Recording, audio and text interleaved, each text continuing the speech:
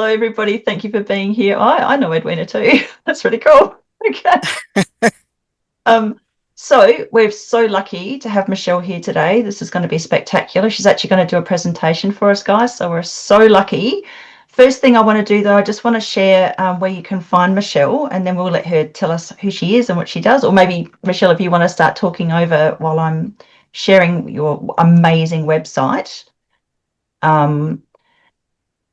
Incredible amount of information here, guys. So, Michelle, how long have you been doing this, and what sort of started you on this Oh journey? my gosh.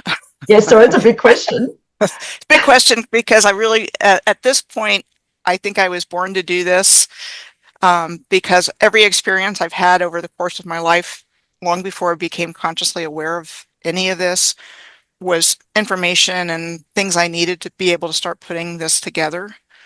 And I just want to say to all of you that the work that you're doing to heal ley lines is vitally important.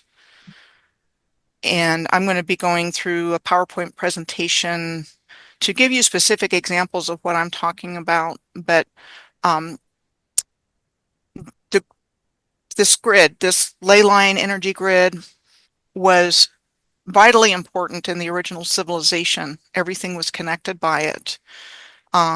There was one civilization across the face of the earth um, that was basically, I believe, co-creating with the creator what we see on the earth. I think it was like heaven on earth, where everything was perfectly placed, geometrically lined up with each other on the earth, with the heavens, what was going on in the heavens. And it was from ancient times to modern times, relatively modern. And then I think there was a deliberately caused cataclysm that destroyed the surface of the earth.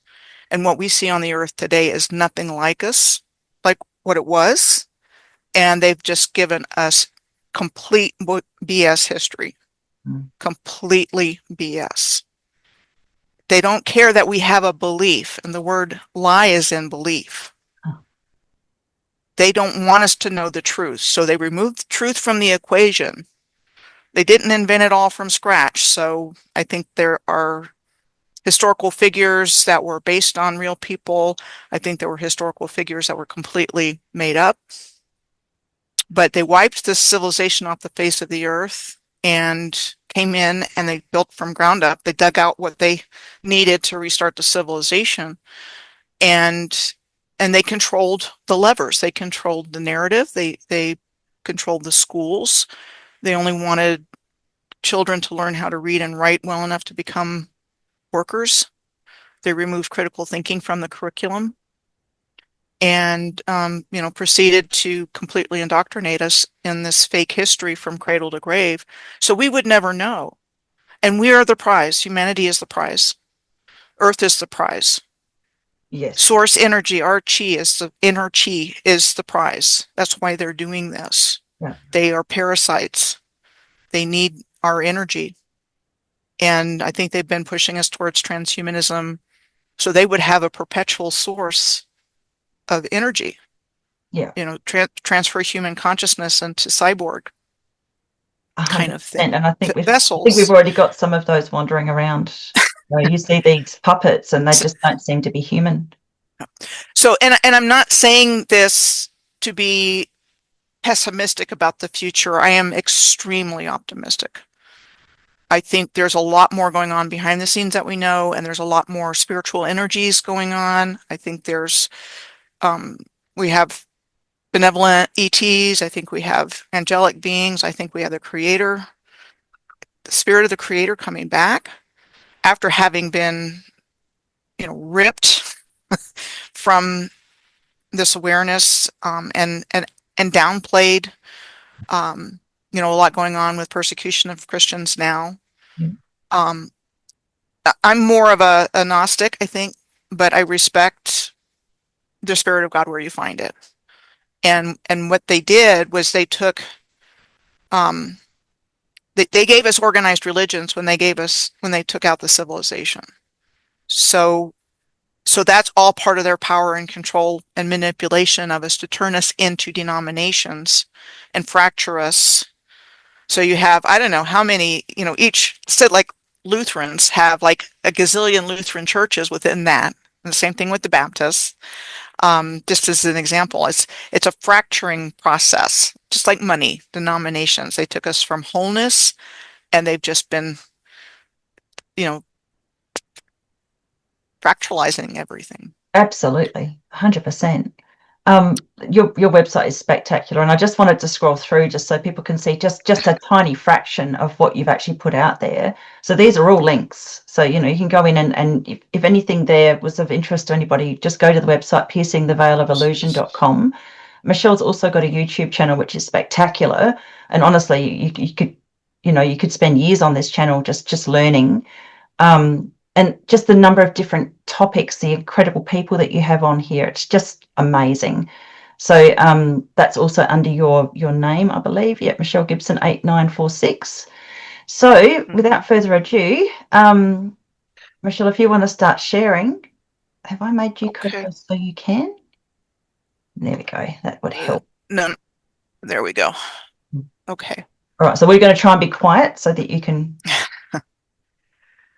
So we talked about this, and I'm going to go ahead and go through the PowerPoint that I put together, and then if anybody has any questions, ask at the end, and we can do it that way. I came into this awareness through learning about sacred geometry, basically in about 2006 or 7. And then I learned about ley lines, and then I learned about the Moors. And the work that I've been doing with what I found that I'm going to be talking about here, it just kind of pulled everything together for me into a specific paradigm with which to interpret information that actually made a lot of sense, and a lot more sense than the kinds of things that were told about our history. But you just kind of have to let go of everything you've ever believed to be true in order to get new information in, and I found that to be the case. Also, I believe there's a consciousness with the ley lines, and they do communicate with us. And I was sharing earlier with Rachel and Billy that people that do this kind of work with like Ley Love Down are intuitively connected to these ley lines. And that's how we find out about them, because their existence was removed from our awareness, and they're hugely important. And I've gotten this far by literally by connecting dots all across the earth and going and looking at each place and seeing the same architecture, the same hand of design, the same deserts, the same dunes, the same marshes, everything. And so I've come to the conclusion that they destroyed the grid. And then when the grid was destroyed, it destroyed the land around it. And I'm not just saying that, I will provide examples of what I'm talking about worldwide. So I'm going to start this presentation with the role of sacred geometry and ley lines for the original ancient advanced civilization. The placement and design of ancient cities and sacred sites was influenced by sacred geometry and ley lines, which align with terrestrial energies as well as celestial energies. Sacred geometry is a language of geometric patterns that spans all cultures, timelines, and species on Earth and beyond. It is the foundation of everything in existence when broken down into the smallest parts. And this is the flower of life pattern upon which it is based. And that includes, when the embryo is formed, and life starts, all the cell division is based on sacred geometry. It goes through a sequence of patterns that gives you the flower of life. So that's one example of many. We are sacred geometry ourselves. It is the creation pattern of the universe, and when you connect the centers of each circle, you find all the sacred geometric shapes are contained within it, including but not limited to the star tetrahedron, which is one of the 5 Platonic solids, all of which are contained within the flower of life. And this is important for my work, this shape here. The 5 shapes shown here are within the fruit of life, also known as Metatron's cube, in the flower of life pattern. named after the Greek philosopher Plato. Each one of these Platonic solids is a polyhedron, which is a solid with flat faces. Each face is of the same size and shape, and all are convex polyhedrons, meaning having many finite points, but not all in the same plane. And I just want to comment that information that seems to be coming in from some of the people that I work with, and I call them synchronistic co-creative partnerships because that's how it works, is this seems to be a interdimensional kind of process.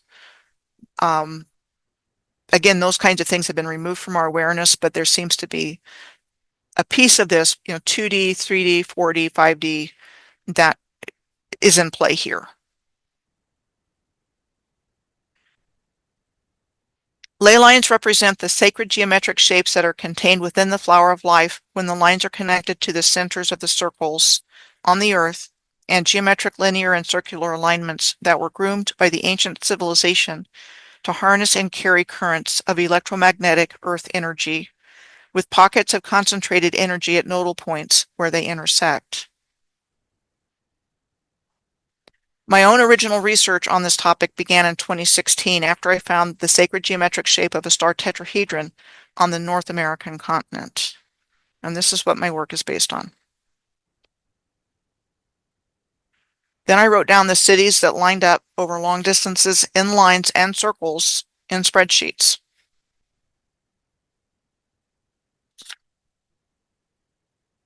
When I started researching these alignments starting in June of 2018 through blogging and then making videos from my blog posts, I got an amazing tour of the world of places I had never heard of with remarkable similarities across countries and continents and oceans, you name it. And I've been doing this for a long time, and my work is just going deeper and deeper and deeper. It's actually quite overwhelming, the amount of information that's available to find through this process. And I'm realizing I need to do better with self-care because uh, it's I do something on this every day, and today I just took the day off so I'd be fresh for tonight, and it's like I feel better. So it's like something's telling me I need to figure out how to pace myself a little bit better so that I'm not feeling yucky sometimes from it. This is a lot of information to process and put together. My life's journey also brought me into awareness of the Moors when I met a Moorish man when I moved to Oklahoma City in 2013 and started to receive that information through him on how to interpret what I was seeing in the form of the Moorish paradigm. A paradigm is a framework through which to interpret information. It was then what I was seeing in our world started to make sense.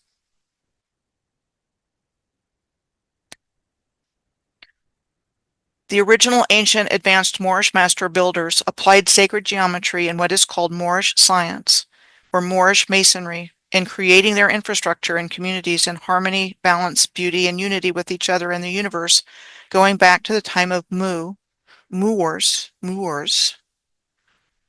and are an ancient people living in the present day. They're still very much with us. Along the way of my coming into doing my own work, I learned about the mathematical work of Carl Monk. Carl Monk deciphered a shared mathematical code in his book, The Code, related to the Great Pyramid of Giza in the dimensions of the architecture of sacred sites all over the earth, one which encodes longitude and latitude of each that cross-reference other sites. He turned his findings in the code into a video series which can be found on YouTube, and I highly recommend it. Carl's style is very dry, but the information is fascinating. And I should probably mention here that about the same time I was learning about sacred geometry, I was learning about Drunvalo Melchizedek and his work, if anybody's familiar with him. And this was several years before I started doing what I do now. All of this was important information to come my way. But I watched a lot of Drunvalo's videos, and in one of them, Birth of a New Humanity, I believe it was, he talked about this physical infrastructure of the grid. And at the time I thought, well, that sounds wonderful, but who built it? And that seems to be part of my journey, is figuring that out and, bringing how everything was connected together. I mean, I would call that my specialty, is the physical infrastructure of the grid. And then another thing he said in a different video, the Maya of eternal time, he said, the ancients need us and we need them. They need us to remember them, but we need each other. So again, why have we gone through this? Well, something new is coming in, and all of us are part of this, all of us that are called to do this work on ley lines, because the healing of the ley lines is so vitally important.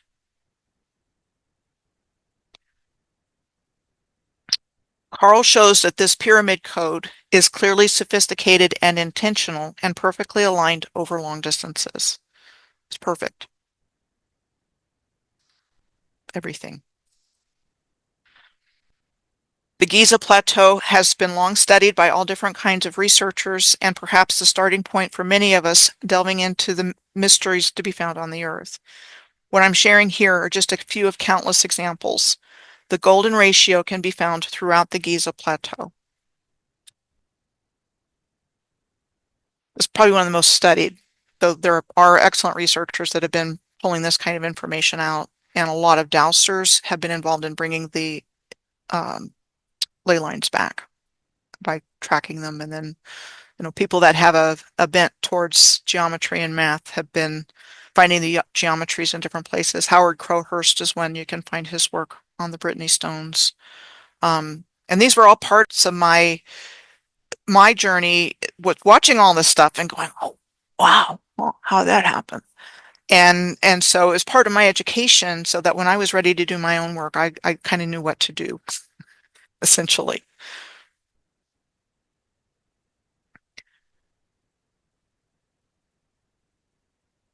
The golden ratio, also known as the golden number, golden proportion, or divine proportion, is a ratio between two numbers that equals 1.618, which is the value for phi, the basis of the golden ratio, and found in architecture, the human body, DNA, and nature, among others. I have come to believe all the precisely and geometrically placed infrastructure on the Earth was all part of one vast circuit board that, among other things, generated and transmitted free energy. I believe that the circuit board of the Earth's original pyramid-based energy grid system was deliberately blown out within the last couple of hundred years at the most. This didn't happen thousands of years ago. This happened a few hundred, maybe even more recently than that. I think it was done by one or more forms of directed frequency or energy, either at the same time or different times within a finite period, causing the surface of the Earth to undulate and buckle of some kind. Okay, because there's just so much devastation on the surface of the Earth. I believe the civilization we know of as Atlantis, like I just said, sank hundreds of years ago. We're talking about Atlantis. I think we're talking about who the Aryans really were.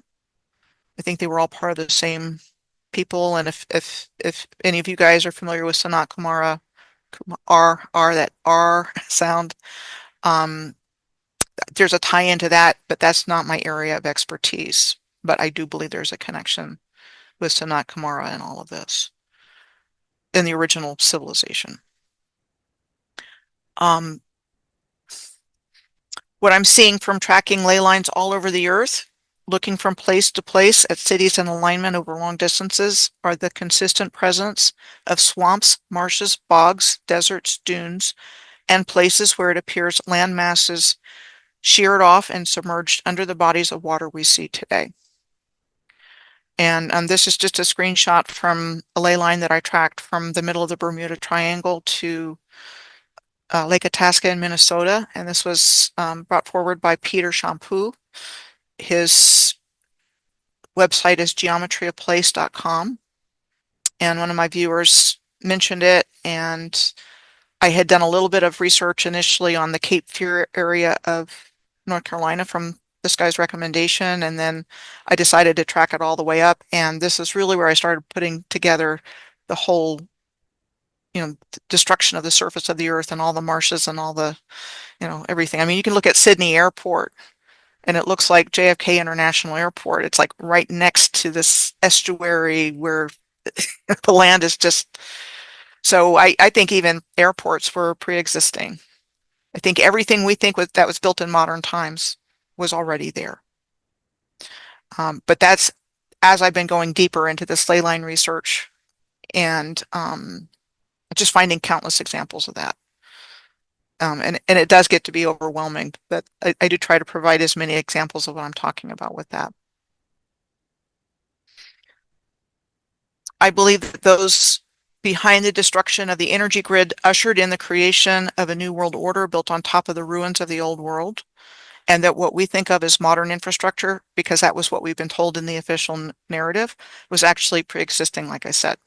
Railways, canals, lighthouses, nuclear power plants. I'm landing on that because I find them in wetlands. And why are you going to build a nuclear power plant in a marsh? Those kinds of things. Not only that, but then these malevolent controllers reverse engineered the original energy grid system for the benefit of all life everywhere into what is commonly called the matrix for power and control, as well as the harvesting of energy for the benefit of the very few. And unfortunately, that's been going on as well. We don't know it. We don't know that when we go to the stadium for a ball game or a concert, that it's an energy harvesting mechanism. And even roads used to have railroad tracks. They took the railroad tracks out and put roads over them. But that was part of the energy system. So you go from the free energy trams and streetcars that are already there. Melbourne is one of the few places in the world that has almost an intact streetcar system. They used to be all over the earth, and they got taken out, except in a very few places. Um, so anyway, but that was connected to the grid. It wasn't built when we were told, and that energy transfer is going somewhere. They just changed the transfer. Um,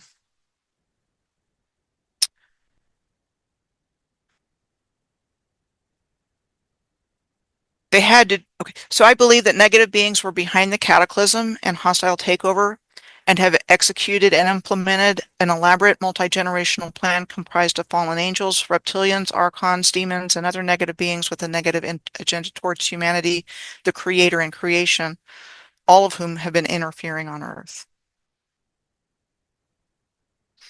They had to do it this way because in a free will zone like Earth, the human beings who live here have to give their consent to choose whether to follow the light or the dark. So this whole fake system has been set up so that we would consent to their evil plans because we don't know. They haven't told us. They haven't told us what they're doing to us without us knowing about it. All the siphoning of our energy and, giving us a fake history and fake science and fake everything else. Some people get triggered by seeing a planet in a graphic. When I started this journey, I didn't have an opinion. I know that they've tampered with our whole perception of space and place, and I'm on board with the shape of the Earth is not what we've been told. I actually think the Earth is probably the center of the universe, Grand Central Station. Very important. But we go with what we've got. So this is a free will zone. They have to have our consent. So they get our consent by lying to us, essentially. Because if people knew the true agenda of these controllers, the majority of humanity would never ever accept what they've done.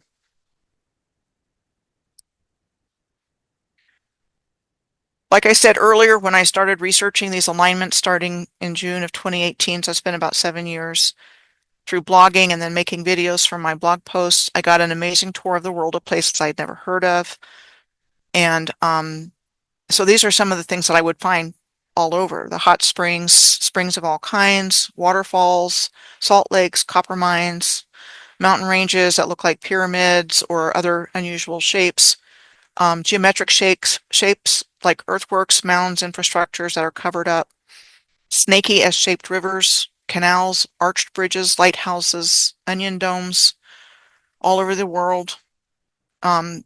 National, state, and local parks are full of information if you look at it differently.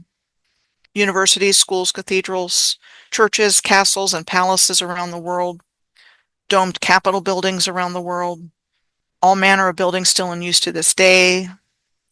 The ones that are still there, a lot of them have been torn down. aqueducts, and then any place with large stone blocks in general, ruins, canyons, bluffs, mesas, escarpments, hoodoos, which are phallic shapes, chimney rocks, and anything natural. Natural arches, bridges, steps, windows. And then all the artificially shaped harbors, um, islands, and so forth that you see. It's clearly um, built and not natural in so many harbors. Um, and I'm going to go through a lot of examples, so please bear with me. And then I'm going to start with this. This is one of the first alignments that I did. This Darwin alignment from History Reads Like a Book on the Planetary Grid that I did back in October of 2018. So this is one of my first ones that I actually went from place to place to place to place to place over a long distance. Now when I try to do the same thing, it takes me forever because I've learned a lot in the in-between, and so I can add a lot to them. So these early ones didn't quite have as much information and were a lot shorter, but I've been on this journey for quite a while, so this has been coming to me over like 7, 8 years for this work, but it started coming to me a long time ago.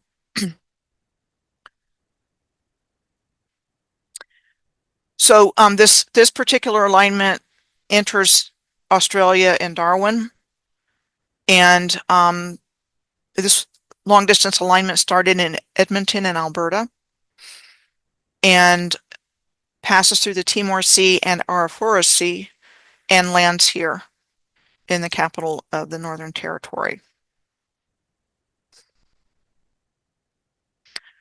Don't know how many of you are familiar with the bombing of Darwin during the Second World War. It was the location of the first bombing in Australia, which occurred in February of 1942 after Australia had officially declared war on Japan on December 9th of 1942. Japanese forces bombed military bases in Darwin in one day, and one of the first hits and explosions was a ship loaded with TNT and ammunition. So I find wars all along these ley lines, problems, economic problems, human problems, earthquakes, you name it. And it seems to all be geared towards damaging this grid system that all of you are committed to healing, which is, again, so important. They've really attacked it very hard when they first destroyed it, and then in our whole history has really been about this, but it's been framed in a way that we would accept it. So these wars were actually creating havoc intentionally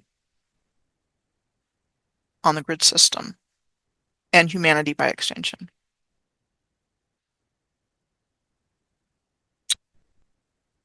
So let's see here.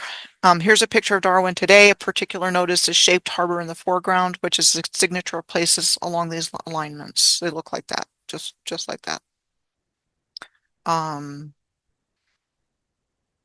So that's one example. If you guys can see my pictures here. So leaving Darwin and just on the outskirts, we find Howard Springs Nature Park. I see exactly the same kind of thing everywhere. We are taught that there was nothing special going on in these places, nothing to see. So we fail to recognize the ancient megalithic masonry lying all around us, which you can see here and here in Darwin. The megalithic stone blocks lining the walkway. And again, I mentioned with the list of things that I find, springs are up at the top of the list. And then this is Martin Nature Park in Oklahoma City. This is where I started to wake up to all of this stuff where I was living. And you see the same megalithic stone blocks lining the walkway of this nature park.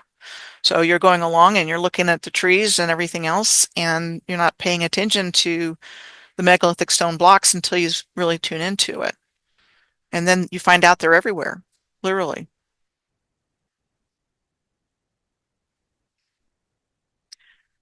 The alignment goes through Kakadu National Park and then through Arnhem Land Kakadu National Park is a UNESCO World Heritage Site. And besides its biodiversity and river systems, it's one of the most productive uranium mines in the world, which is the Ranger mineral leases on here.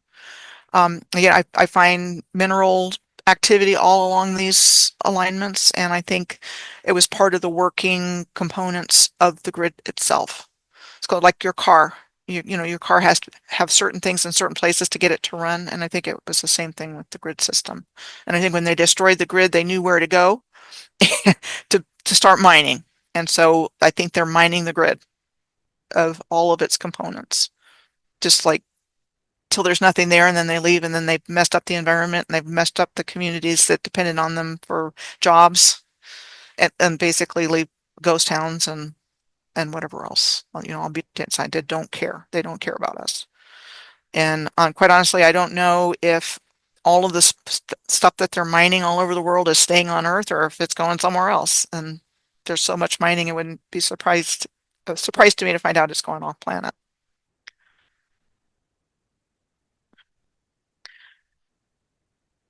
Aboriginal people have occupied this land continuously for 40,000 years, and approximately half of the land of Kakadu is Aboriginal. And this is as good as any place to leave this photo here for your consideration. I personally think that there is something to it, that the Australian Aborigines are of the tribe of Reuben, and I believe the Moors and the real tribes of Israel are one and the same. And they've done such a hatchet job with the original people and, you know, basically kicked them back to the Stone Age. And it's not just there, it's everywhere. It's, you know, the Native Americans, the same thing. The people of Africa, the same thing. They stole their identity and their legacy and trashed them, you know, essentially. And these are very powerful people spiritually. All of the original people, all of the indigenous people around the world are very closely connected to the creator. Melanin is a superconductor. And if you look up what is the value of melanin today, it's up there. A high dollar value.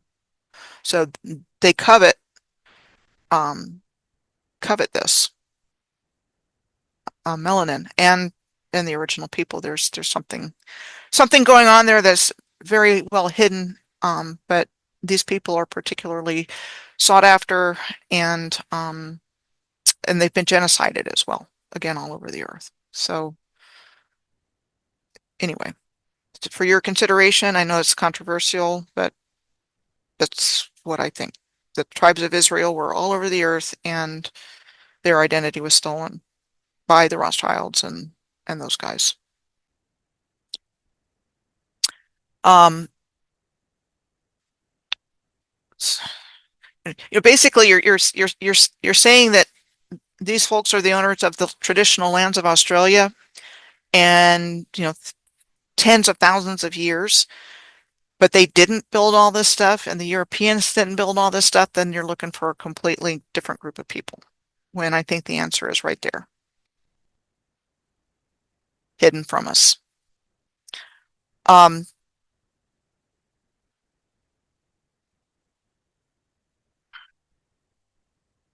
Okay, so Kakadu National Park, as I said, is part of Arnhem Land, one of the 5 regions of the Northern Territory. While the land is named for the ship of the Dutch East India Company captain who sailed into the Gulf of Carpentaria, which I will be covering shortly, the population of this region is actually mostly Aboriginal, estimated to be around 16,000. The photo on the left is Arnhem Land, and the photo on the right is Meenab in southern Iran, in the vicinity of the old city of Hormuz. So what was Hormuz in Iran is now Meenab. And that's another thing they do, is they change names. So we don't know anything about the original cities and anything like that. I have no difficulty seeing all of this as ancient infrastructure. I had a perceptual shift when I realized there's a code of keywords that covers up the ancient civilization. But for most, since we haven't been taught about this ancient civilization and have only been taught to believe that it is the result of natural processes, and that's how it's perceived. And, you know, for people that are up to speed on meltology, I think the effects of the destruction of the grid were multiple. And so different kinds of things happened in different places. And so I think this would be like an example of a melted infrastructure in that view of what happened here. The alignment crosses the Gulf of Carpentaria in Queensland, Australia. The Gulf of Carpentaria is described as a shallow sea enclosed on three sides and bounded on the north by the Arafura Sea, which lies between Australia and New Guinea. So here's an aerial view of the Gulf of Carpentaria. And where my research is taking me is this is an example of land that would have broke off and sank, and that's why it's shallow. And then that's what you see like here in the Pellew Islands, that used to be like a part of a wall. And we'll see more examples of this as I go through these. This was explored by Matthew Flinders in the early 1800s, this coast and around and down off the southern coast of Australia. And Flinders was exploring this part of the world when Lewis and Clark were exploring North America, when Alexander von Humboldt was going around and measuring the magnetism of different locations. And I think they were former giant trees at this point. I think the giant trees were our magnetic field. And I think they were all doing this exploration after the cataclysm took place. I think that's what they were doing. They were exploring the post-cataclysmic world, seeing what was there, claiming land for their various countries. And I think that's what was going on during that time period. And that would have been like between the 1800 and the 1850s was this age of exploration.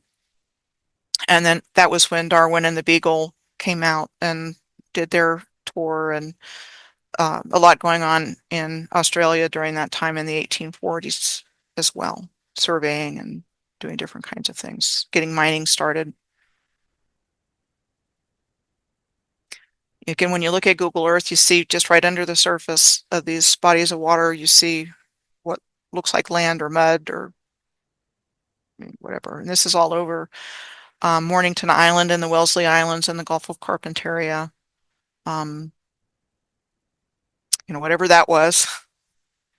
It looks interesting anyway.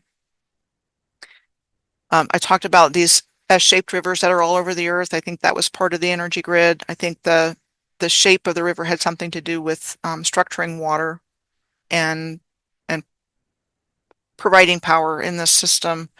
So you see the same thing in Queensland between Karumba and Normanton. There in the top left, and then you have the River Thames in London, England, with the S-shapes, and then in Inner Mongolia, same thing with the shapes. And I could give you countless examples at this point, and we're going to see a few more, I think, as we go through this. So Cairns comes next, and it was said to have been settled in order to serve miners going to the Hodgkinson River goldfield. And you find these railways connected with that. I said earlier, I think the railroads were part of this system as well. So they got the railroads up and running, and then they used them for mining. Same story repeats everywhere.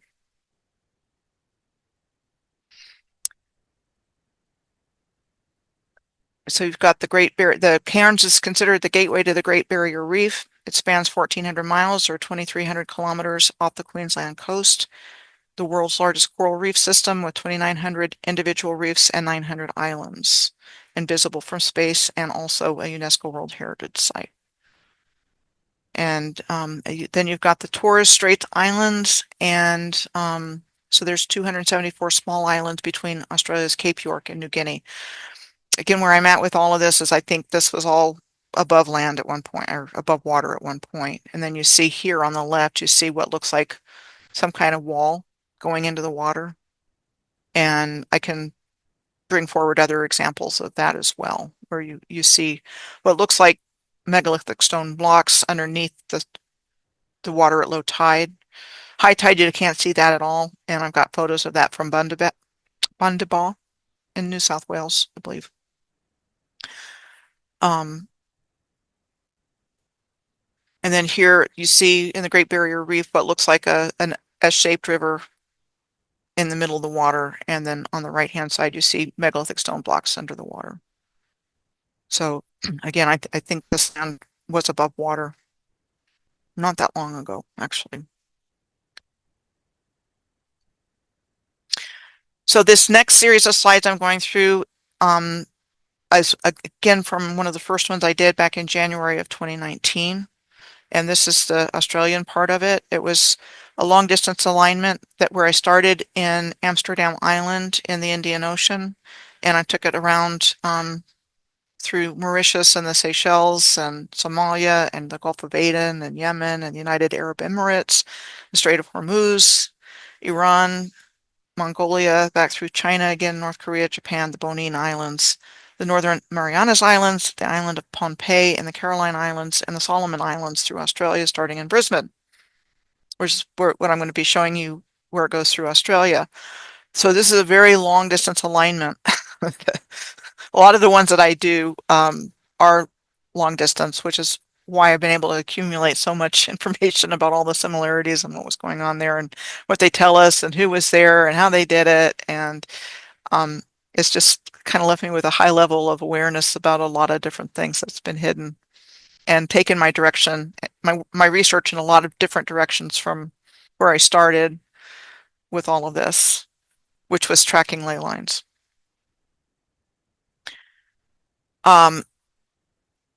So in Brisbane, you have the metropolitan area starts on the left goes from Moreton Bay on the coast to the Great Dividing Range. So again, to point out, you've got the word more in there, and you think, well, they just named that because of, but there's a lot of hidden information in names like that. And that's the Brisbane River, so you see the S shapes. And then in the history of Brisbane, you have the Central Business District was said to have been built on the location of a historic European settlement located inside a peninsula of the Brisbane River, about 9 miles or 14 kilometers from the mouth of Moreton Bay. And it was said to be one of the oldest cities in Australia and founded on ancient indigenous lands in 1825. So here's some historic photos of Brisbane 100 years later from when it was said to have been founded and built. And so this would have been circa 1925 or 1926. So in 100 years, you go from nothing in our narrative to this. Again, this story is repeated over and over again. And so are the Great Fires. That story is also found everywhere. So that took place in 1864, only 39 years after what we were told was the founding of the city in 1825. And this particular fire was said to have burned out of control in the city's central business district for several hours, destroying several blocks of businesses and homes. That's what's available to find in the narrative. Then only 68 years after the city was established, the Great Flood of Brisbane took place in 1893. And at that time, as a result of 8 days and 20 inches or 508 millimeters of rain, the Brisbane River rose almost 24 feet or 7 meters. And we're seeing this happening in the US right now. There's a lot of places that are getting this incredible amount of flooding in a short period of time just in the last week. So yes, I do believe they have the ability to turn on and turn off the water, whether it's hydrologically or, there's some talk about cloud seeding right now. So they are definitely into weather warfare, engineering, and things like that for destruction. So, but again, the architecture here is grand architecture with heavy masonry, cupolas, huge arches, and huge columns that were said to have been built in less than 70 years in our narrative. And this is what you see in Europe and all over the world. But that's where it's held up the most, is in Europe. But this was everywhere. So Fort Bribie on Bribie Island in Moreton Bay was said to have been built from 1939 to 1943 during the World War II time period for the defense of southeast Queensland and to provide artillery training for Australian soldiers heading overseas. There's actually an underground complex at the site that was purported to have been a hospital, but then nobody really knows much about it except that a large complex has been determined to lie beneath the sand here. So again, like something was buried here. And then you have two other forts in Moreton Bay that form a triangle. So again, you've got the geometry. Personally, I think these forts were batteries, actual batteries on the grid system, and then they got repurposed as military fortifications for the purposes of the new narrative, which gave an explanation for what they were and then an actual excuse to destroy them. But the same kinds of things are found again all over the earth, same shapes, everything. And I think they were components of the grid system. I just wanted to show you a comparison of the canals in the Gold Coast off the coast of Queensland and what you see in places like Port Lauderdale, where you have the same kind of canal system going on.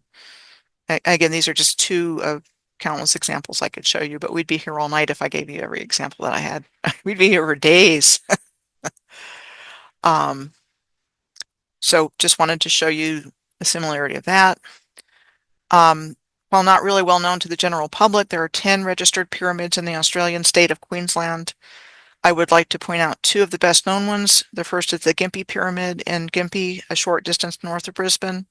I found things like descriptions of the Gympie Pyramid as terraced sandstone hill, and also things saying that it's man-made, but in modern times, in the early 2000s, as a landscape feature for a vineyard and not in ancient times.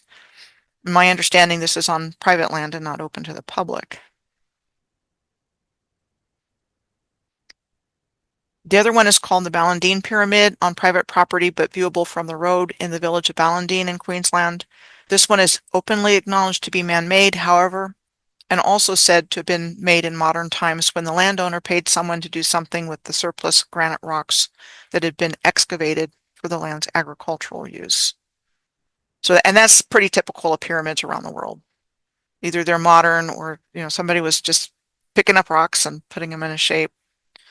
These are things they don't want us to know or be aware of. But I think this grid system was pyramid-based, pyramid power, and there was a connection with celestial energies and maybe even vortexes with these pyramids and the grid system.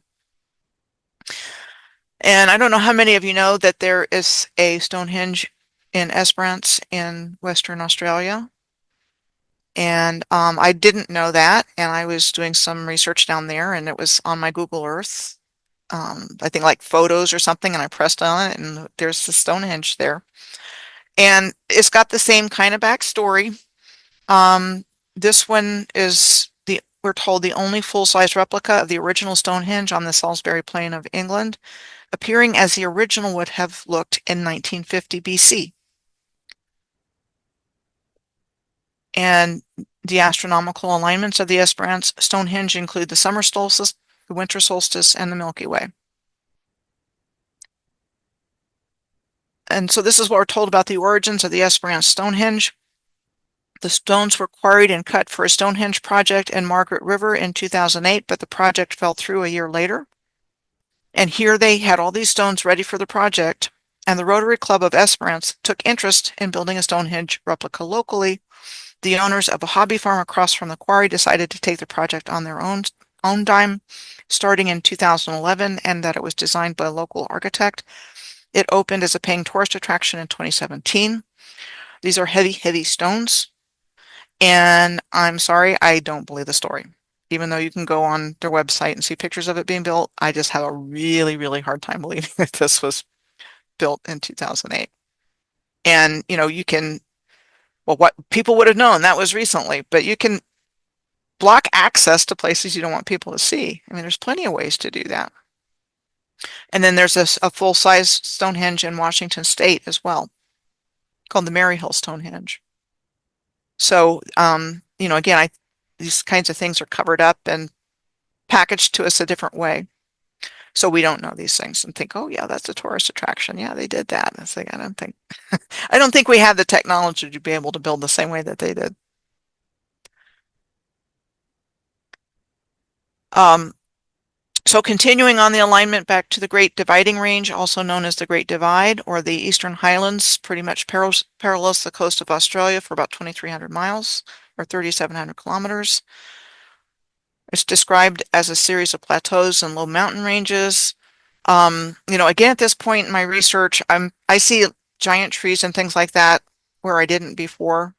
So they could be connected with that or some other kind of infrastructure, walls or something like that. But there are things in the landscape that we've always been told were natural or geologically formed. I think in many cases are actually ancient masonry. So this is an example of that. So the Three Sisters in the Great Dividing Range reminded me of what I saw when I was looking at Agatu Island and the Aleutian Islands, the furthest western part. So they come off of the state of Alaska. There's a chain of islands, actually quite close to the Soviet Union, but very similar in appearance here. So we get to Dubbo in New South Wales, and you see the post office, I believe, which was said to have been built in 1887 on the left. And I put the Moorish clock tower or Torre Morisca in Guayaquil, Ecuador on the right. Just for similarities. Same thing here, the band rotunda in Dubbo compared with what is called the Moorish kiosk in Hermosillo, Mexico. And I found that on a different alignment. I find all these things on alignments for the most part. Though like I said, I've done in-depth research on a lot of different areas. Next, the alignment crosses over the Murray River, which forms the border between New South Wales and Victoria. And there's another S-shaped river. And then along the riverside, you see the same kind of landform that you see in Monument Valley in northern Arizona. And again, I think you're probably looking at very ancient infrastructure here, and it does kind of look melted. So, something along those lines. But I don't buy that they're all natural features. But that's what they want us to believe in. That's what we've been educated in. So the alignment crosses into, forgive my pronunciation, Geelong, I guess. I'm going to go with Geelong, but it might be Geelong, but let's go with Geelong. So that's what we're going to look at next. This is a photo of the old Geelong exhibit building and Market Square clock tower. The clock tower was demolished in 1923 and the remaining buildings were demolished in the early 1980s to make room for the brand new shopping center at that time. So let's get rid of the beautiful buildings that probably have a functional purpose and replace it with a shopping center. And a historic photo of the old Geelong post office said to have been built between 1890 and 1891, which has actually survived to the present day, which many of these haven't. But there are some interesting looking things that are no longer present, like these here, the wires and this kind of pole in front, which probably had something to do with the streetcar system, I would guess. But they're gone. But the building's still there, which is pretty good. And you've got this rod at the top, which would have been part of the Antiquitech of the grid system. And then you get to Portland, leaving Australia and heading back to Amsterdam Island. And this is the oldest European settlement in New South Wales on Portland Bay. It's a deep seaport. And I just wanted to share, so there's active volcanoes in Victoria State between Portland and Geelong. And I found a high correlation between these ley line alignments and the occurrence of volcanoes. I found some in France. Didn't know there were volcanoes in France. Didn't know there were volcanoes in Australia at the time. And now these are to me candidates for for giant trees at one time. I think that's what volcanoes were. I think there's a connection between the giant trees and volcanism and the grid system as well. And then my last slide is this example of this historic hotel in Portland on the top left, compared with a colonial building in Cape Town in South Africa, the bottom middle, and then on the top right with a building in New Orleans, Louisiana. And then just a few more things here. So these were some other places in Australia that I found from my alignments from the North American star tetrahedron that I found. Broken Hill shows up on several of them, so I think that was an important place. And I just want to say that the location in Wollongong, where this comes in from New Zealand, is right next to where I'm going to be in February, the end of February next year. I'll go back to that, but that's kind of where it goes through in the Cornwall area of Wollongong. Through here, I didn't do the whole thing, but that's just to kind of give you an idea. And if anybody is interested in learning a little bit more about this retreat that we're having at the retreats at Golden Ridge, Di Riley's beautiful retreat location, we're just going to reconnect and have a good time together. And I'm going to be doing something on that ley line going into Wollongong for part of this, some kind of healing. And if anybody's interested in learning more about this, there's still some openings, and the contact information is here. Di at relaxkidsillawarra.com.au for further information and bank details. So wanted to get that out there. There's still some openings, and if you're interested, please let me know or get a hold of Di at her email there. Other places, I found one coming in from the Solomon Islands through Willis Island, Mount Isa in Australia where there are copper mines, through Cloncurry, the MacDonnell Ranges, Uluru, Lake Carnegie, Lake Barley, Kalbarri, and then that goes across to Cape Town. All of these places here have mines on them. So again, I started when I was connecting the dots, I started getting bigger picture pieces about this relationship between mining and the ley lines.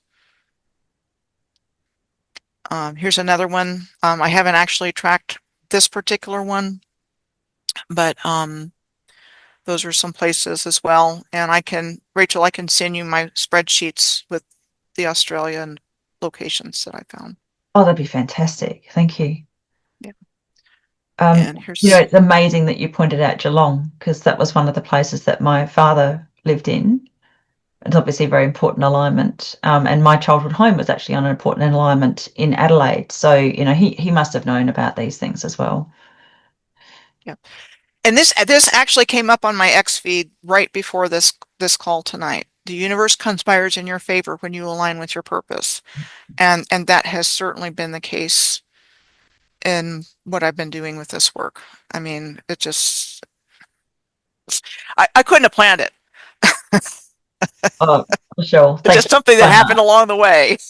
It's incredible, isn't it? You get a calling, and then it's your calling because the passion is there. You mentioned earlier you do some of this every day, and clearly it's not because it makes you feel fantastic. It's probably quite stressful. I did some mapping of Adelaide, the town that I grew up in, and I felt sick through most of it, realizing what had been done and where the alignments were. It's sickening to the stomach, but it's also like, I've got to get this out there because it's so important. People need to know. And then there's all the railroads that were through there. Oh, yeah.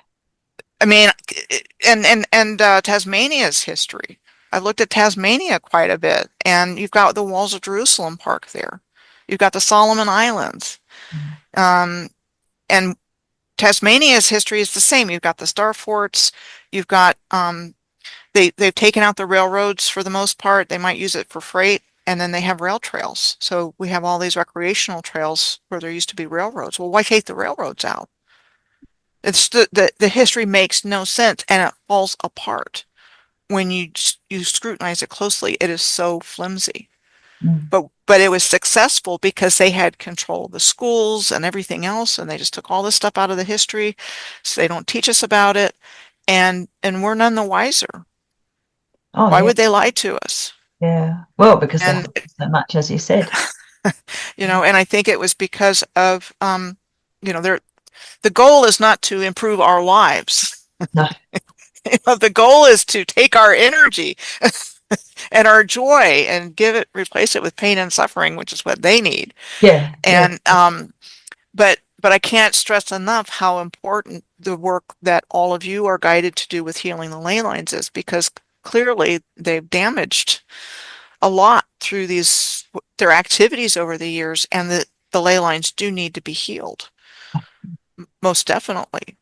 Yeah. Once I realized that the company that seems to own everything in the world called BlackRock, I think that's what their intention is, to create a Black Rock, so their cyborgs can own it and we'll just be gone. And well, there's also the Rupus Negra, the black. I think the closest depiction I've seen to the surface of the Earth that resonates with me is the map with the four continents with the black rock in the middle, the Oh, 1595 Mercator map. wow. Of all the ones I've seen, because I look at Pangea maps, I'm like, okay, so this land sank.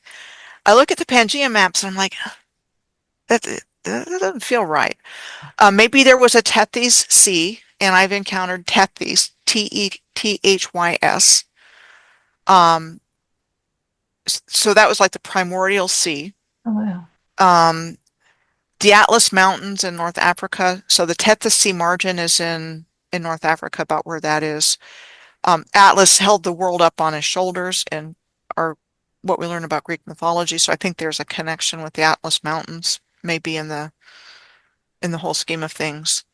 Um, and I think this cataclysm, deliberately caused cataclysm, just caused the Earth to, and they've given us this fake science, fake geology, spinning globe, uh, ice ages.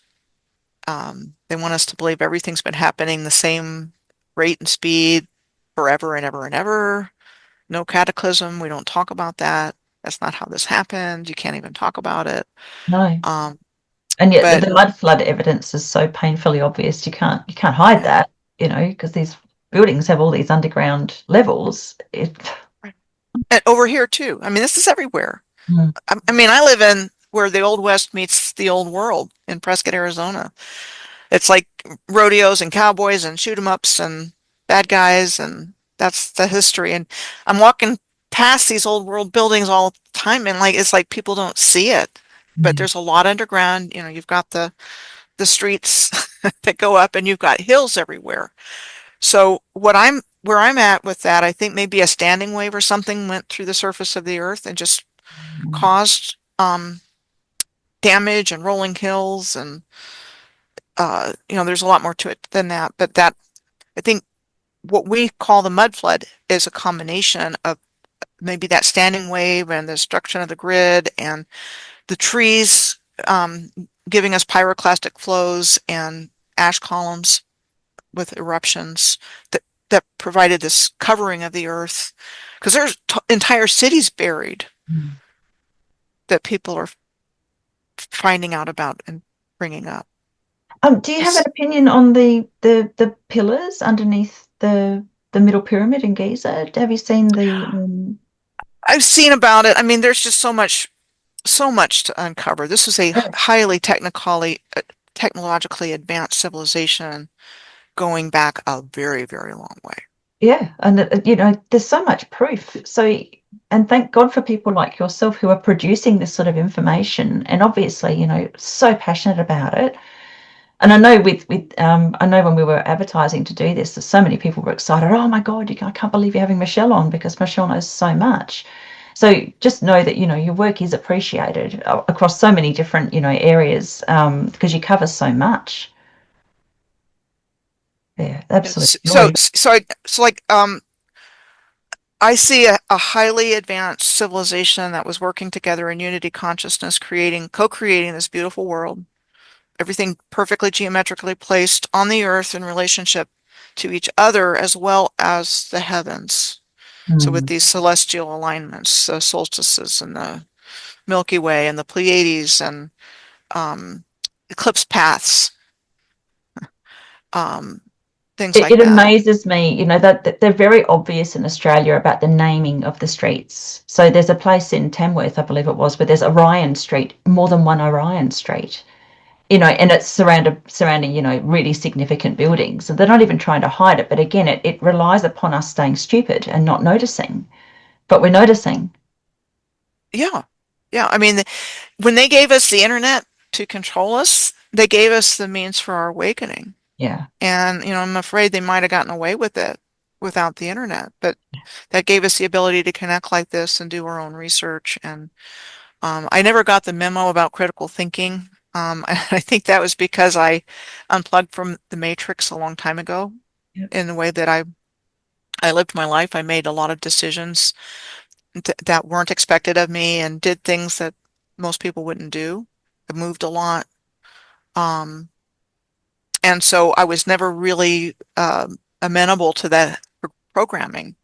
Now, I've got a cousin on my dad's side and a cousin on my mom's side that are more awake than most people. Not necessarily with what I'm talking about, but in general. But Yeah. most of my family is sound asleep. Wow. And so the connections come from uh, the cyber community, and our ability to do these kinds of things. And the fact that more and more people are taking the bull by the horns and doing their own research and, even becoming content creators. Mm. Since we have the means to do that. I mean, I never in a million years saw myself doing anything like this. And then all of a sudden I understood the download I got over the course of my life. And it was like, okay, I got to get this out. Yeah. And having to get this out, it's like, okay, well, I had to teach myself to make videos. And um, I had never blogged before. I've always been a good writer, but I never had anything to write about. And then all of a sudden, this comes in. It's like I've got more work than I can possibly do for the rest of my life. Yeah. But it's easy. This is easy for me, and it's just it's like a flow. But I do feel like I'm guided. Um, You're I like a have mode guidance. point yourself, Michelle, because you're the inspiration for other people to do the same sort of work, which I hope you recognize because it's something to be incredibly proud of. People don't have to do it to the same level as you, but they can just have a Yeah, look around no. their own local area. It's And it's yeah, really, that's all you have to do. All you have to do is go around your neighborhood. I'm telling you, you don't have to go far. Go around your neighborhood and film it and talk and then put it on YouTube. And I know people that have done that are doing that. You don't have to do what I'm doing. I yeah. wouldn't recommend what I'm doing unless you really want to. Well, I've Instead, started doing that. my head feels like it's going to explode. Yeah, Billy started. She sent me some fantastic photos the other day of Albury. Yeah, yeah. I've come back to my hometown and places that I never thought were important. They were just cool lookouts and monuments and that sort of thing. But yeah, it's given me the push to like be curious and not have to understand everything. But yeah, so that's good for you putting out the information you do and Rachel and everyone else. It just sparks in curiosity, Mm. especially for me as well. So, and that's all we need, just being curious. Mm. And Absolutely. and really, this is about our journey back into the heart. Yep. That's our ultimate destination, and we can't ascend or evolve spiritually if we're stuck in the same level of consciousness that's created this mess. No. And our brains are polarized. Our hearts are not. Yeah. Our hearts are meant to be our intelligence. And so we have, this is where we have to go. And that's letting go of prejudices, that's letting go of beliefs. That's all been brought to us by the controllers. They've divided humanity by race and religion and lies, but we're all the same. Mm. And so, again, to receive new information, you have to let go of everything you've ever believed to be true. And that's hard. That's hard for us. But that's what really this is about, is our spiritual evolution. And we as a collective humanity, we have to get back into our hearts and evolve together. And so this is very much a spiritual journey for me, but also when I was getting all the information I needed to be able to start doing this on my own, one of the pieces of information I came across was the idea that we're all cells in the body of God. We're consciousness cells in the body of God. So it's like your own body. If your cells were fighting each other and not working together, we wouldn't be able to live. And maybe that's what cancer is. I mean, our body destroys itself when it's fighting. But as a consciousness, we're all the creator having our own unique experience, which is the gnosis part. And so we're sovereign beings. They can't do what they've done. They know that. So they've given us this fake legal system, tricked us into giving our sovereignty away. And, oh, yeah, by the way, to worship them. Yeah. And they're frauds. Mm. They're all frauds. They are. They're not the original royalty. They just came in when this hijack took place. They came in and deposed the original families. And again, I think this is all connected to the tribes of Israel and Solomon and the lineage of Solomon for the kings, leaders, queens. The divine feminine was men and women were looked at differently, and women very, very revered in this. And women were the life givers, life bearers. So they were held high positions in this original civilization, matriarchal. Yeah. Well, I do believe we're going back there. And, one of the reasons why I like to share this sort of information and, get to have wonderful conversations with people like yourself, I believe that the more the key to undoing the grid structure is knowing that the structure is there. It's actually the energetic knowing of it. We don't necessarily have to go out and destroy these buildings and do anything really physically damaging, in my opinion. What we can do is just wake up to it. And then our collective consciousness will change the grid system and make it more organic again. Exactly. We're not goners. We're not. I do not believe that. I believe something new and amazing is coming in. And considering all they've done to us, and I know from my own experience, there's miracles every day. There's synchronicities every day. Even with all the crazy, and seeing this play out is very surreal. When you're awake and you see things differently and everybody around you just isn't there and doesn't see it. And I have a kind of a quiet, reclusive life at this point, but I prefer that until things change visibly. It seems like we're kind of in that weird in between place. No, absolutely. But I do see, with things like what Ley Love Down does and other people that are called into their spiritual gifts, that are able to see energies and get the idea that we're moving into our higher consciousness of love, and they make dramatic choices, maybe leave relationships or whatever, because where they are, they're no longer okay. Yeah. They've had a deeper realization. So we've got this. Yeah.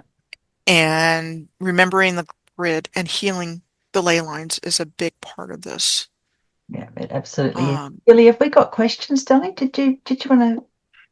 There wasn't really any questions. There were just more comments. Someone mentioned that Howard Springs was a quarantine spot in COVID.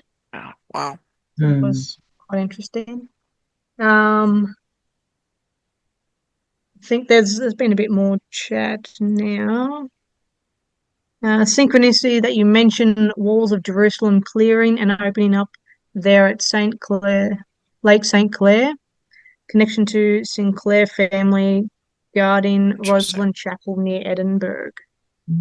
Yeah, it's interesting. I was just looking I'm looking at the Great Lakes right now, so I'm looking at in the moment Lake Huron, which is kind of in the middle, but Detroit is on a St. Clair River, and Lake St. Clair is there. It's like between Lake Huron and Lake Erie, which I don't think existed until recently. Interesting. I think that was part of, I think lighthouses, railroads were places where the land broke off and sheared and sank. And that lighthouses were not built to be right next to the water to guide ships. They were part of this grid system that was distributing light. And then when the grid was destroyed, everything just, and so there's lighthouses all around the Great Lakes and railroads. I've noticed that the railway line itself, like the tracks, can be conductive. I mean, if you get two people sort of holding hands and one's holding a track each, you can get a pulse going through you in certain locations along a railway track. So I guess that is part of the grid system. Yep, that's what I believe. Wow. Absolutely. Okay. Because it always seemed kind of odd to me, because like they're not run on that energy supposedly. Tram systems obviously are, but there must be another factor to it. So it was a highly advanced free energy generating transmitting system. Oh. Very highly advanced. And it was all perfectly tuned. It was a perfectly tuned scientific and musical instrument. And so I have another friend that's doing some incredible work on harmonics and things like that. And she's bringing in some interesting information that overlaps with what I'm doing.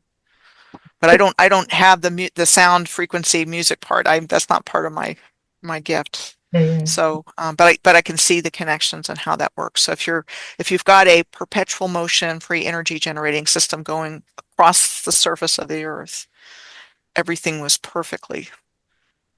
The cathedrals, the windows of the cathedrals, the bell towers, the organs, they were all part of it. I mean, you've got the beautiful organs in Sydney at the town hall. Why would a town hall have an organ? You have the one at the cathedral, beautiful organs. Yeah. Yep. I mean, the stories are really, really flimsy when you start looking at it, and you don't have to go far to find this stuff. That's actually really heartening, because these beautiful old buildings that they've put into this disgusting grid system that they're using as a loosh device, that means we can just shift it back and we don't have to destroy the buildings.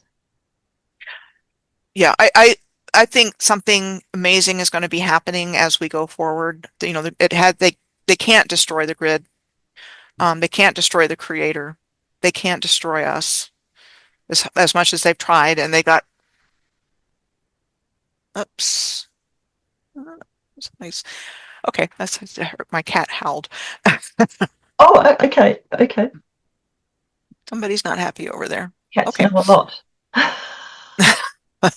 So anyway, I think it's something going outside the window. I hope. I got two. I had a senior companion cat that passed away in February. He was almost 21.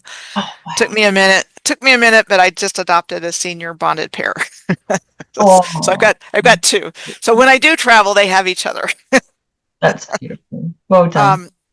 So anyway, yeah, they're not going to get away with it, but they've thrown everything they could possibly think of at us, and then some. It's pretty diabolical. They're very undermined. As much as they might still be sort of going forward with their process, I feel like it's just falling apart. And I feel that energetically. And I know a lot of people think, again, that, you know, toxic positivity, but I do believe it, because that's my gut feeling. It's not that I want to believe that. I feel it. Yeah. It's my feeling also. Hang on just a sec. Well, I guess, should we, I don't know if anybody, oh, John's got his hand up. So when Michelle gets back, we'll start asking some questions, and then we'll wrap it up next 10 minutes or so. It's been very, very interesting. I was actually taking screen grabs as we were going, because I was like, oh, I don't want to lose that. Yeah, if anyone has any questions, you can put them in the chat if you like. Or for those who don't feel comfortable asking the question personally, I will get John to ask his question in a moment. If you want to put a question in the chat, feel free. That'd be great. All right, Michelle, we have John. Go ahead, John. Good to see you. Hey, Rach. How are you? Good. Yeah, I just put a thing in the chat. I really don't know. It's not really a question. It is, I ramble on a bit, but um, I've been watching a bit of Chief Ironbush. I don't know if you watch any of his work, I and haven't, but I've heard of him. he's an amazing man. And he breaks down the language that we've all been fooled with over the years and talks about a lot of things. And he's sent me off on he's got me going. He was talking about the Earth, and he's doing a series at the moment called the Saturnial. I put it in there, the Saturnal something. The Saturnal Order, and I think he's still going. He was doing it about 4 parts, but he's up to about 5th or 6th part, and it's insane. It's got me thinking about gravity, because he talks about the Earth, the North Pole being in the centre of a bowl. And this is why we're not allowed around the ice wall as such. Call it the ice wall. But what else he talks about, which you were talking about before in a way with your cat, he was saying that humans and most animals, our eyes are is it concave? Yep. And he's saying that there's certain animals like cats who see other dimensions because of the convex shape of their eyes. Wow. So with a concave eye, you actually, the theory of you break in the 7 colours and it comes into a point, and then all the images that we see inside our brain are upside down and tuned into one light ray with animals. And I don't know where I was going with this, but he talks very deeply about this. He's a very interesting guy. And he talks about ley lines. He's got me going about gravity. So I thought I'd just throw it in. But if you get a chance, have a look at it, even part 1. He's a very, very interesting guy, and he's coming from his heart. He's breaking down the language that we've all been fooled with. And that's all I've got to say anyway. Cheers, John. Cool. That's the second time that's come up. So I've got to check the guy out, because Kristen was also pointing out. Yeah. Who was talking about him? Kristen. Oh, yeah. Yeah. So I think that was in the prediction series with Angie a little while ago. His work, he's very interesting. Very interesting. Thank you. Thanks, John. And it's really exciting that, there's so many pieces of the puzzle coming together, because it's a vast puzzle. There's so much information that's been removed from our awareness. And what I find really cool from the experiences that I've been having are the synchronistic connections that happen with people that are mind-blowing. Yeah. And so, I know there's something more, but not any one person has all the answers. It's like we've all got our different parts of this. It's got to be a team effort. It has to be. There's too much. There's too much. Jim, I know you've got something amazing to share. You always do. I'm off mic and you can hear me okay? Yep. Hi, everyone, and thank you, Michelle. It's been a cracker of a presentation today. Much appreciated. I have a very deep fascination with stone arrangements and seeing these other Stonehenges pop up. There's places at Lake Titicaca and all over the globe. People have been measuring, solstices and equinox for millennia. One of my pet projects is a place called Wurdi Yuang, which is out west of Melbourne towards the Yuyangs, not surprisingly close to Geelong. And it measures those things with millimetre accuracy, and it's believed to be over 11,000 years old, which it's been coined as the oldest known observatory in the world. One thing that popped to mind about this, apart from the fact that it's a little known but very fascinating site that's on private land, similar to some of those pyramids, is that running almost through it, or very close to it, are high tension power lines, which I suspect it's a very high energy place. I have been there a couple of times, and the intersection of grids and ley lines is palpable. You can feel it. But I was curious, are power lines just transmitting power, or are they actually harvesting? I guess is perhaps my question to you. That's a good question, because I would at this point say they're probably harvesting. Mm. I mean, that is not my area of expertise, but I live right next to what used to be a canal. It's called a creek. I'm in a trailer park. I've got my utility pole right out here, and I know that the railroads used to go along these creeks. And I've got big megalithic stone blocks outside my window. And so I'm not going to sell my place. I love where I live. But I think, again, that's part of the energy harvesting, that these utility poles and lines and whatnot are actually harvesting energy. And I've heard from other people that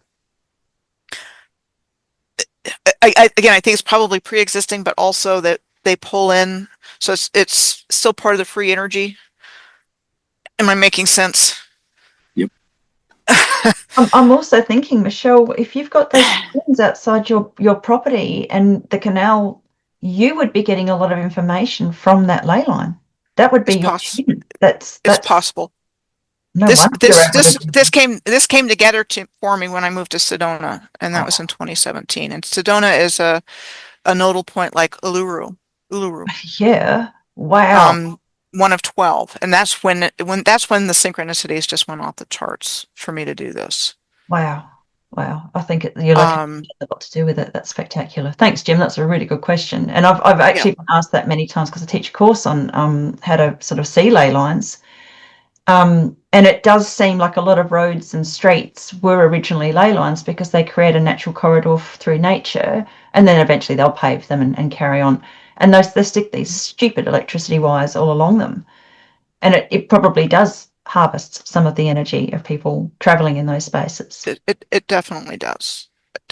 I mean, again, I'm in Prescott, Arizona. There's two main streets when you're coming in. You have Gurley Street and you have Sheldon. And I found a picture on a utility box downtown showing that there were tracks on Gurley Street. And then there's Thumb Butte, which looks like a giant tree stump Wow. a mile from where I live. And in old pictures, you see the old rails and you see them heading towards Thumb Butte. And then there's an old railroad bridge in town. And you wouldn't know that there were railroads here, except for there's little hints here and there. And then they just pave right over that, and you've got cars and you've got chaos, and they replace the free energy streetcars with cars that you have to put gas in, that you have to buy insurance for, that you might have a wreck in, that's polluting the environment. It's all by design. All by design. Yeah. So the bad news is they've done a lot more horrible stuff here than we even know. The good news is they're not going to get away with it. No way in heck. No. The more conversations like this that happen, the more people wake up. Yep. We'll probably just do one more question, then we'll wrap it up, I think. Is there a ley line that goes through Brisbane City Hall and La Scala in Fortitude Valley? Do you know? I don't know about that one specifically, but they're everywhere, so probably. Yeah. And you can the City Hall. Yeah. Yeah. I kind of got oriented to the ley lines as I was starting to wake up to this in places that I've been living since then. So since I found the star tetrahedron on the continent of North America, I was living in Oklahoma City, which is like pretty close to the middle of it. It's right in there. And once I found it, I started to see things differently. Yeah. And then same thing when I moved to Sedona, I had the same experience about learning where the ley lines were there. And then I started to see where I was in relationship to that. I've lived on them. My whole life, I've lived on these things long before I was aware of it. So incredible. Again, I think there's some kind of communication going on there. well, you probably came into a particular family that would be, it sounds to me like there's not that many people who are awake in your family. It's probably not your soul family. You come into that But family. the genes are good.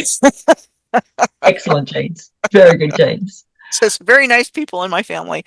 Well, look, I just want to share again your website and your YouTube channel. So if you want to find Michelle Gibson on YouTube 8946, amazing channel.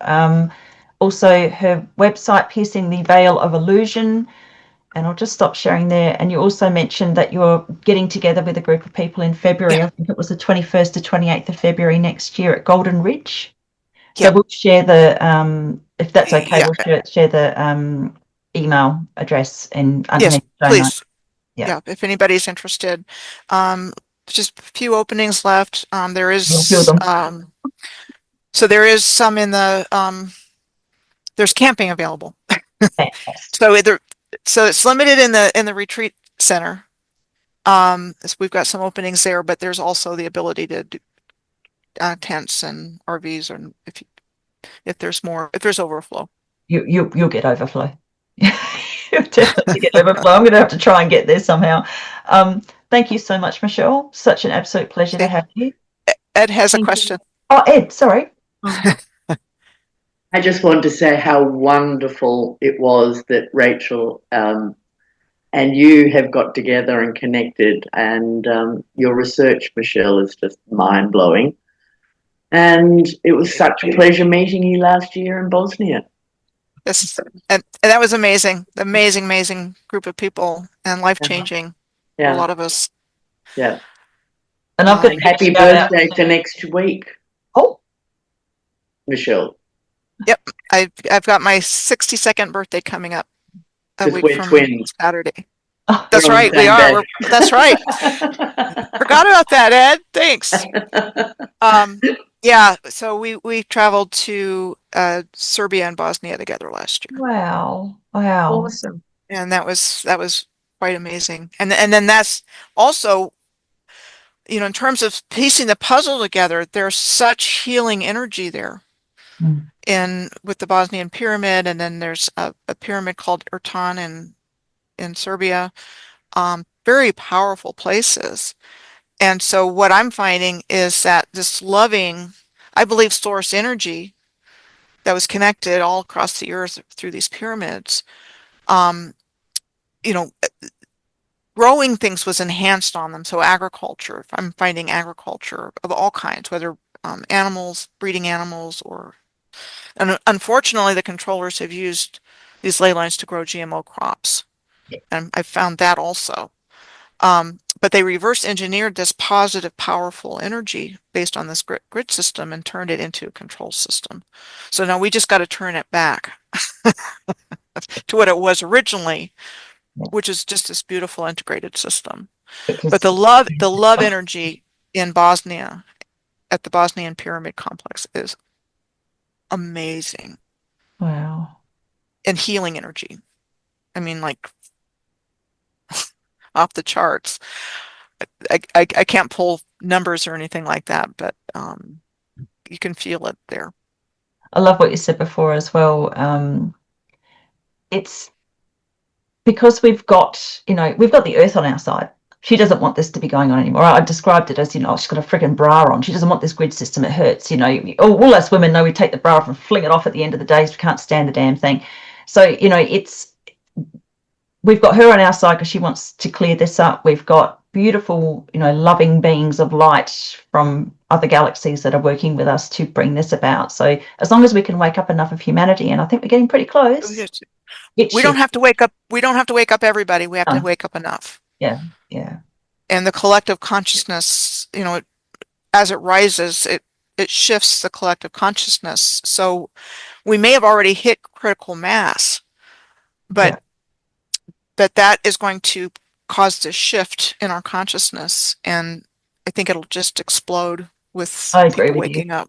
I think we've either already hit it and it's just people are catching up, or we're just about to hit it. So we're so very close. So on that beautiful note, thank you so much. Truly appreciate your efforts. I'll put your connection your website and your YouTube channel, and obviously your Golden Ridge meet up, all in the show. Oh, hi, Ariane. Hi, Ariane. Thank you, everybody, for being here. Thank you, Billy. She was with us too. Oh, fantastic. Oh, my gosh. Okay. Oh, you're also lucky. It sounds amazing. Wish I was there. All right, guys, thank you so much. And I'll send you the link to the video too, Michelle, so you can share it as well. Okay. Thank you so Thanks, much, everybody, everybody. for joining us you. tonight. Bye. Thank you.